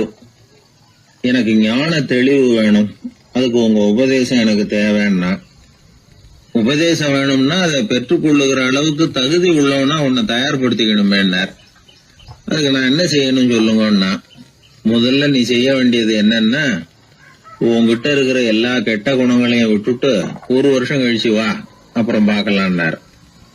அவ்வளவுதானே, சரின்னு சொல்லிவிட்டு அவன் போயிட்டான். 1 வருஷம் கழிச்சு வந்தான். அவன் அங்க சேர்ந்த சமயத்துல அந்த ஆசிரமத்தின் மண் தரைய ஒரு வேலைக்காரன் பெருக்கி சுத்தம் பண்ணிட்டு இருக்கிறான். அந்த மண் தரையிலிருந்து எழுந்த புழுதி அதிகமா இருந்தது. அது காத்துல கலந்தது. சீடனையே மறைக்கிற அளவுக்கு ஆயிட்டுது. ஒரே புழுதி மயம். சீடனுக்கு கோபம் வந்துட்டுது. அந்த வேலைக்காரனை அடிக்கிறதுக்காக கைய வாங்கிட்டு போனான். அவன் ஓடி போய் குரு கிட்ட சொல்லிவிட்டான், குருவே, உங்க உத்தரவுப்படிதான் நான் தரையை சுத்தம் பண்ணேன், ஆனா அந்த ஆளு என்ன அடிக்க வர்றான் அப்படின்னா. குரு பார்த்தார், அந்த சீடனை கூப்பிட்டார். இத பாருப்பா, உன்னுடைய எண்ணங்கள்ல பாம்பு புகுந்துட்டுது, அதையெல்லாம் விரட்டி அடிச்சு விட்டு 1 வருஷம் கழிச்சு வா, அதுக்கப்புறம் பார்க்கலான்னுட்டார். சீடன் யோசனை பண்ணான். சரின்னு சொல்லிட்டு போயிட்டான். 1 வருஷம் கழிச்சு மறுபடியும் வந்தான். இப்போ அவன் வர்ற சமயத்துல அந்த வேலைக்காரன் என்ன பண்ணான் தெரியுமா? குரு கட்டளைப்படி தரையை பெருக்கினான். அப்புறம் அந்த புழுதியை எடுத்து வேணும்னே அந்த சீடன் மேல தூவினான். அவ்வளவுதான். சீடனுக்கு மகாகோவம் வந்துட்டுது. அந்த வேலைக்காரனை பிடிச்சி கண்ணாமண்ணான்னு திட்டிவிட்டான். வேலைக்காரன் குரு கிட்ட ஓடனான். ஐயா, அந்த ஆளு வாய்க்கு வந்தபடியெல்லாம் திட்டுறான் அப்படின்னா. குரு பார்த்தார். ஓ அப்படியா? அப்படின்னா இந்த தடவை பாம்புகள் கிடையாது, இப்போ அவன் இதயத்துக்குள்ள நுழைஞ்சிருக்கிறது நாய். அதை விரட்டி அடிச்சு விட்டு இன்னும் ஒரு வருஷம் கழிச்சு அவனை வர சொல், அப்புறம் பார்க்கலாம் அப்படின்னு சொல்லி அனுப்பி வச்சுட்டார். சீடன் திரும்பி போயிட்டான். 1 வருஷம் கழிச்சு மறுபடியும் வந்தான். இப்போ அவன் வர்றப்போ என்ன செய்யணுங்கிறத அந்த வேலைக்காரங்கிட்ட குரு ஏற்கனவே சொல்லி வச்சிருக்கிறார். அது பிரகாரமே அவன் பண்ணனான். அவன் என்ன செஞ்சான் தெரியுமா? கூட்டி பெருக்கின புழுதியை எல்லாம் ஒரு வாளி தண்ணியில போட்டு நல்லா கலக்கி அந்த சீடன் தலையில ஊத்தினான். இவ்வளவு செஞ்சும் இந்த தடவை அவனுக்கு கோபமே வரல. அதுக்கு பதிலா அவனை பார்த்து நன்றின்னா. எதுக்கு நன்றி தெரியுமா? எதையும் சகிச்சுக்கிட்டு அமைதியா இருக்கும் குணத்தை கற்றுக்கொள்வதற்கு உதவியா இருந்ததுக்காக அந்த வேலைக்காரனுக்கு நன்றி. இத கேள்விப்பட்ட உடனே அந்த குரு ஓடி வந்தார். இவனை கட்டி பிடிச்சுக்கிட்டார். இனிமே நான் உனக்கு உபதேசம் பண்ணலாம், அதுக்கான தகுதி உனக்கு வந்துட்டுதுன்னார். இதுல இருந்து என்ன தெரியுது? ஒருத்தர்கிட்ட உபதேசம் வாங்கணும்னா கூட அதுக்குன்னு ஒரு தகுதி நமக்கு தேவைப்படுது. சகிப்புத்தன்மை ஒவ்வொரு மனிதனுக்கும் தேவைதான். இந்த காலத்துல ஒரு குரு, அவரை தேடி ஒருத்தன் வந்தான். குரு அவனை நிமிர்ந்து பார்த்துட்டு சொன்னார், நீ முதல்ல சகிப்புத்தன்மையை வளர்த்துக்கிட்டு அதுக்கப்புறம் என்கிட்ட வாழ்னார். இவன் அவரை நிமிர்ந்து பார்த்துட்டு சொன்னான், குருவே, நான் உங்ககிட்ட வந்திருக்கிறதே சகிப்புத்தன்மையை வளர்த்துக்கிறதுக்காகத்தானே அப்படின்னு. ஒரு ஊர்ல ஒரு ராஜா இருந்தார். அவரு ஒரு நாள் காலையில அரண்மனையில மேல் மாடத்துல நின்றுகிட்டு இருந்தார். அப்போ ஒரு ஆள் வீதியில ரொம்ப வேகமா ஓடிக்கிட்டு இருக்கான். அதை ராஜா கவனிச்சார். அவன் மனசுல ஏதோ ஒரு தவிப்பு இருக்குங்கிறத புரிஞ்சுக்கிட்டார். உடனே அரண்மனை சேவகர்களை கூப்பிட்டார். அந்த ஆளை இங்க அழைச்சிட்டு வாங்க அப்படின்னார். இவங்க ஓடி போய் அந்த ஆளை அழைச்சிட்டு வந்தாங்க. மன்னர் முன்னாடி நிறுத்தினாங்க. மன்னர் அவனை நிமிர்ந்து பார்த்தார். எதுக்காக இவ்வளவு வேகமா ஓடிக்கிட்டு இருக்கிற அப்படின்னு கேட்டார். இதுக்கு அவன் சொன்னா, மன்னா, நம்ம கோட்டையின் வடக்கு வாசல் இருக்கு இல்லையா, அது ஓரமா ஒரு பெரிய பாறாங்கல் கிடக்கு. அதுக்கு அடியில நான் ஒரே ஒரு வெள்ளி நாணயத்தை புதைச்சி வச்சிருக்கேன். அது இப்போ எனக்கு தேவைப்படுது. என்னுடைய மனைவிக்கு ஒரு பரிசு வாங்கி கொடுக்க வேண்டியிருக்கு. அதுக்காக தான் அவசரமா ஓடிக்கிட்டு இருக்கிறேன் அப்படின்னா. மன்னர் யோசனை பண்ணார். அப்புறம் சொன்னார், அதுக்காகவா இப்படி ஓடுற? பரவாயில்ல, அதை பத்தி கவலைப்படாத. நான் உனக்கு 10 வெள்ளி காசுகள் தர்றேன், வாங்கிட்டு திரும்பி போ அப்படின்னார். இவன் தலையை சொரிஞ்சான். மன்னா, நீங்க கொடுக்கறத ரொம்பவும் மகிழ்ச்சியோட வாங்கிக்கிறேன். இருந்தாலும் அதுக்கப்புறம் அந்த வடக்கு வாசலுக்கு போய் அங்க இருக்கிற ஒரு நாணயத்தையும் எடுத்துக்கிட்டு போயிடுறேனே அப்படின்னு நானும். இதை பாருப்பா, அந்த ஒரு நாணயத்தை மறந்துரு, உனக்கு 100 வெள்ளி நாணயங்கள் தரேன் இருக்கார். மன்னா, ரொம்ப மகிழ்ச்சி. உங்க மாதிரி தாராள குணம் வேற யாருக்கும் வராது. நீங்க கொடுக்குற 100 நாணயங்களையும் வாங்கிக்கிறேன். இருந்தாலும் வடக்கு வாசலுக்கு போய் அதையும் எடுத்துக்கிட்டா 101 ஆயிடுமே அப்படின்னு நானா. இதை பாருப்பா, அந்த ஒரு நாணயத்தை மறந்துரு, அது எக்கேடாவது கெட்டு போகட்டும். நான் உனக்கு 100 பொற்காசுகள் தரேன், அதையாவது வாங்கிட்டு வந்த வழியிலேயே திரும்பி போடுன்னாராம். தங்க நாணயங்களே தரேன்னு சொல்றீங்க, தாராளமா வாங்கிக்கிறேன். இருந்தாலும் வடக்கு வாசலுக்கு போய் அப்படின்னு மறுபடியும் ஆரம்பிச்சான். அரசர் பொறுமை இழந்துட்டார். கடைசியா ஒரு முடிவுக்கு வந்துட்டார். இதை பாருப்பா, உனக்கு என்னுடைய ராஜ்யத்திலேயே பாதியை கொடுத்துட்றேன், அப்படியாவது திருப்தியா திரும்பி போ அப்படின்னாராம். மன்னா, உங்களுடைய பெருந்தன்மைக்கு ஈடு இணையே கிடையாது. தேசத்திலேயே பாதி பிரிச்சு கொடுக்குறேன்னு சொல்றீங்க, அதனால உங்ககிட்ட ஒரு சின்ன வேண்டுகோள் அப்படின்னானா. சொல்லுன்னாராம் மன்னர் ஆர்வமா. இவன் மெதுவா ஆரம்பிச்சான். அப்படி இந்த ராஜ்யத்தை 2ஆ பிரிக்கிறப்போ அந்த வடக்கு வாசல் இருக்கிற பக்கத்தை என்கிட்டயே கொடுத்துருங்கோ அப்படின்னானா. மன்னர் அசந்து போயிட்டார். இந்த கதை எதுக்காகன்னு கேட்டா, மனம்ங்கிறது ஒரு குரங்குங்கிறத புரிஞ்சுக்கிறதுக்காகத்தான். உன்னை பிடிச்சிக்கிட்டா லேசில விடாது. அப்படிப்பட்ட மனசை அறிவு தான் வழி நடத்தணும். அதுல தான் வாழ்க்கையின் வெற்றி அடங்கி இருக்குது. ஒரு சின்ன பையன் தெருவில் அழுதுகிட்டு இருந்தான். ஏன்பா அழுவுறேன்னு ஒரு பெரியவர் கேட்டார். 1 ரூபா காசை இங்கே தொலைச்சுட்டேன் அப்படின்னா. சரி, அதுக்காக அழாத, அதுக்கு பதிலாக 10 ரூபா தரேன், இந்தா வச்சுக்கோன்னு கொடுத்தாரு. அந்த 10 ரூபாயை வாங்கி சட்டப்பையில போட்டுக்கிட்டு அதை விட அதிகமாக சத்தம் போட்டு அழ ஆரம்பிச்சுட்டான். மறுபடியும் ஏன்டா அழறேன்னு கேட்டார் பெரியவர். அந்த 1 ரூபாயும் கிடைச்சிட்டுதுன்னா இப்போ என்கிட்ட 11 ரூபா இருக்குமே, இப்போ 10 ரூபா தானே இருக்கு அப்படின்னு சொல்லிவிட்டு அழறான். ஒரு பெரிய அரசன் இந்த உலகம் பூராவையும் ஆண்டுகிட்டு இருந்தான். ரொம்ப காலம் அப்படி அரசாட்சி பண்ணிக்கிட்டு இருந்தான். திடீர்னு அவனுக்கும் சில எதிரிகள் முளைச்சாங்க. அவங்கெல்லாம் ஒன்று சேர்ந்து இவனை தோற்கடிச்சுட்டாங்க. தோற்று போனதும் இவனுக்கு பயம் வந்துட்டுது, எங்கே எதிரிகள் நம்ம கொண்டுடுவாங்களோ அப்படின்னு. வெளியில் வந்தால் தனக்கு ஆபத்துன்னு பயந்துக்கிட்டு யாருக்கும் தெரியாமல் ஒரு குகைக்குள்ளே போய் பதுங்கி கிடக்கிறான். நிலைமையை பாருங்கள். முதல் நாள் அரண்மனையில் அதிகாரம் பண்ணிக்கிட்டு இருந்தவன் மறுநாள் குகையில் பயந்து போய் பதுங்கி கிடக்கிறான். ராத்திரி நேரம் வந்தது, பசி வயத்தை கிள்ளுது, பிச்சை எடுத்து சாப்பிட வேண்டிய நிலைமை. பிச்சை எடுக்கிறதுக்கு பாத்திரம் வேணுமே, என்ன பண்ணுறது அப்படின்னு அங்கேயும் இங்கேயும் பார்க்குறான். ஒரு மூலையில் யாரோ விட்டுட்டு போன ஒரு ஓடு கிடக்குது. அதை எடுத்துக்கிட்டு புறப்பட்டான். இருட்டில் வழி புரியல. ஏதோ ஒரு யூகத்தில் காலை மெதுவாக எடுத்து வச்சு நடந்து போய்கிட்டு இருக்கிறான். வழியில் ஒரு கருப்பு நாய் படுத்து கிடந்தது. இருட்டில் அவன் இது கண்ணுக்கு சரியாக தெரியல. அவனுக்கு தவறி போய் காலை வச்சுட்டான் அது மேலே. நாய் சும்மா இருக்குமா, வள்ளுன்னு உழுந்து கடிச்சு விட்டுது. காலை பார்க்குறான், காலத்தையும் நினச்சி பார்க்குறான். அரண்மனையில் வீரக்கழல் அணிந்த காலை உடைய மன்னா அப்படின்னு புகழ்வாங்களே புலவர்கள்லாம். ஆனால் அது இன்னைக்கு நாய் கடித்த காலம் ஆயிட்டுதே அப்படின்னு நினைக்கிறான். அது மட்டும் இல்லை, முன்னாடியெல்லாம் பொற்கிண்ணங்களில் தான் அவன் சாப்பிடுவான். ஆனால் இப்போது உடஞ்சி போன ஓட்டு, அது ஓட்டை கையில் வச்சுக்கிட்டு நிற்கிறான். அதில் ஏதாவது யாராவது சாப்பாடு போடுவாங்களான்னு. முன்னாடியெல்லாம் நிறைய பேர் அரண்மனைக்கு வருவாங்க. அரசருக்கு காணிக்கைன்னு சொல்லி இவன் காலடியில் கொண்டாந்து கொட்டுவாங்க. அப்போலாம் இவன் அந்த ஜனங்களுடைய முகத்தை திரும்பி கூட பார்க்கறதில்ல, ரொம்ப கர்வமாக உட்காந்துருப்பான். அதே ஆள் இன்றைக்கி எல்லார் கண்ணுலேயும் படுறது மாதிரி பிச்சை எடுத்துக்கிட்டு இருக்கிறான். அப்போலாம் காணிக்கைகளை தன்னுடைய கையால் வாங்கிறது தனக்கு கௌரவ குறைச்சல்னு நினச்சி தன்னுடைய வேலைக்காரங்களை விட்டு தான் அதை வாங்க சொல்லுவான். இப்போ பார்த்தீங்கன்னா அவனே தன் கையாலேயே பிச்சை வாங்குறான். நினச்சி பாருங்கள், அந்த மனுஷன் முதல் நாள் அரசன், மறுநாள் பிச்சைக்காரன். எவ்வளோ வித்தியாசம்! செல்வம் தான் இப்படி ஒரு வித்தியாசம் ஏற்படுறதுக்கு காரணம். அப்படிப்பட்ட செல்வம் வாழ்க்கையை நடத்துறதுக்கு நமக்கு தேவை தான். ஆனால் அதையே நாம் அடைய வேண்டிய பயனாக நினைக்கிறோம் பாருங்க, அதுதான் வேடிக்கை. இதை நம்மாழ்வார் அழகாக ஒரு பாசுரத்தில் சொல்கிறார். ஒரு நாயகமாய் ஓட உலகுடன் ஆண்டவர், கருணாய் கவர்ந்த காலர், சிதைகிய பானையர், பெருநாடு காண இம்மையிலே பிச்சைதாம் கொள்வர், திருநாரணன் தாழ் காலம் பெற சிந்தித்து உய்மினோ அப்படிங்கிறார் நம்மாழ்வார். ஒரு பெரிய பணக்காரர் ஒரு துறவிகிட்ட போய், சாமி என்கிட்ட நிறைய பணம் இருக்குது, இருந்தாலும் நிம்மதி இல்லை, என்னால் நிம்மதியாக இருக்க முடியல, என்ன காரணம்னு கேட்டாராம்.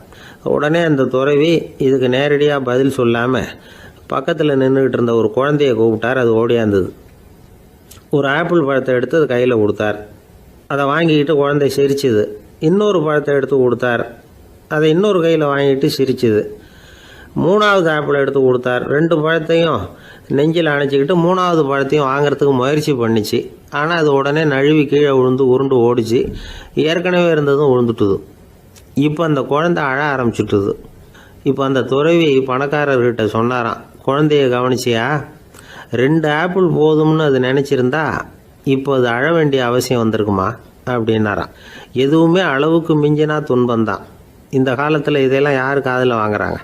ஒருத்தனை நல்ல வழிக்கு கொண்டு வரணும்னு நினச்சி அவனை கூப்பிட்டு உட்கார வச்சு இந்த கதையை சொல்லிகிட்டு இருந்தாங்க.